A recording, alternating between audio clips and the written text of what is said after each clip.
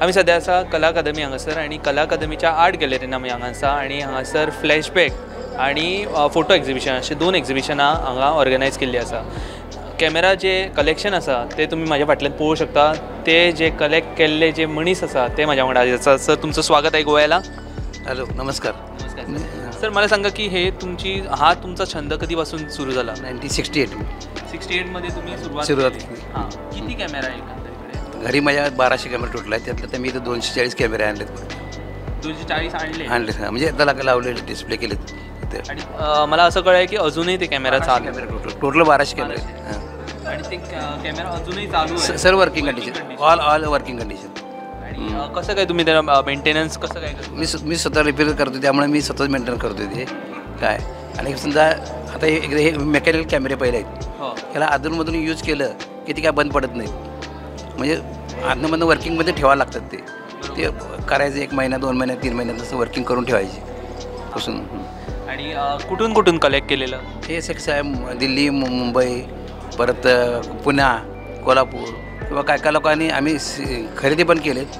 काय लोकांनी गिफ्ट म्हणून पण दिलेत. काय आपली आठवण राहावी म्हणून आम्हाला गिफ्ट आणून दिलेले आहेत असे पण आहेत. CM डॉक्टर प्रमोद सावंत इकडे आलेले त्यावेळेला सगळं त्यांनी बघितलं. त्यावेळेला त्यांना एक वेगळा नॉस्टॅल्जिक फिलिंग आला. तर त्याविषयी तुम्ही काय सांगू इच्छिता आणि लोक जे आता रिस्पॉन्स इकडे देत आहेत त्याविषयी? सावंतसाहेब आले.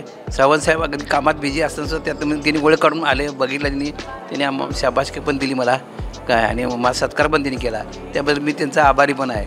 आणि दुसरं कसं आलं लोक इथली चिकित्सित म्हणजे गोवामध्ये लोक जास्त हौशी आहेत कॅमेरे तिथली आणि बाहेर पर्यटक पण बाहेरचे आहेत ते पण हौशी आहेत. त्यामुळे कंटिन्यू गर्दी चालू आहे बघायला.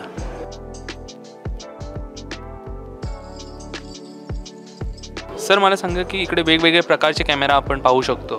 सो कुठच्या प्रकारचे कॅमेरा आहे आणि रीलचे तुम्ही म्हणवता की वेगवेगळे रील आणि रोलचे त्यावेळेला आधी ते फिल्म रोल यायचे. सो त्याविषयी काय?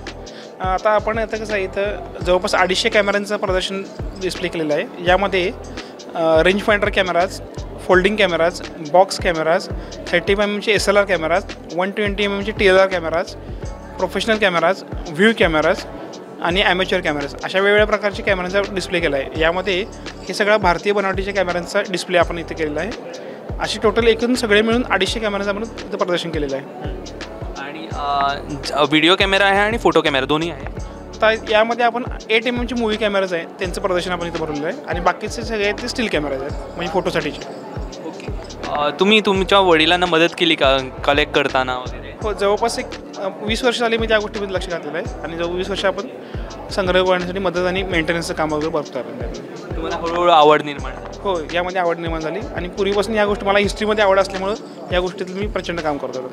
आता लोक येत आहेत इकडे बघतायत लोक तुमची तारीफ करत आहेत त्याविषयी काय सांगू? लोकांना बऱ्याचशा गोष्टीची अटॅचमेंट आहे. म्हणजे कसं काही लोकांना असं वाटतं की मी लहानपणी हा कॅमेरा वापरत होता माझ्या घरात मी ह्या कॅमेऱ्यावर फोटो काढलेत.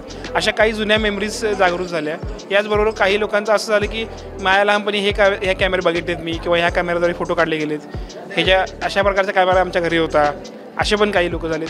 त्यामुळे त्यांच्या जुन्या आठवणींना उजाळा मिळाला. याचबरोबर नवीन जनरेशनला वेगवेगळ्या प्रकारची व्हरायटी बघायला मिळेल जी त्यांनी कधी आजपर्यंत बघितली नव्हती. बरेच जनरेशन अशी आहे नवीनमधली ज्यांना बऱ्याच व्हरायटी ज्या आहेत कॅमेरामधल्या त्या बघण्यात आल्या नव्हत्या कधी. त्या एका जागी एका ठिकाणी सगळ्या बघण्यात आल्या.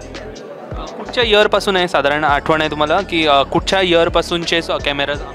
1870 2017पर्यंतची जवळपास 250 मॉडेल्स आपण डिस्प्ले केले तिथं. सो अनेक मुलं आम्ही बघतो यंगस्टर आम्ही बघतो की इकडे येतात आणि त्यांनासुद्धा एक वेगळं नवीन कॅमेरा कारण त्यांनी तो कॅमेरा आदल्या काळातला बघितला नसेल.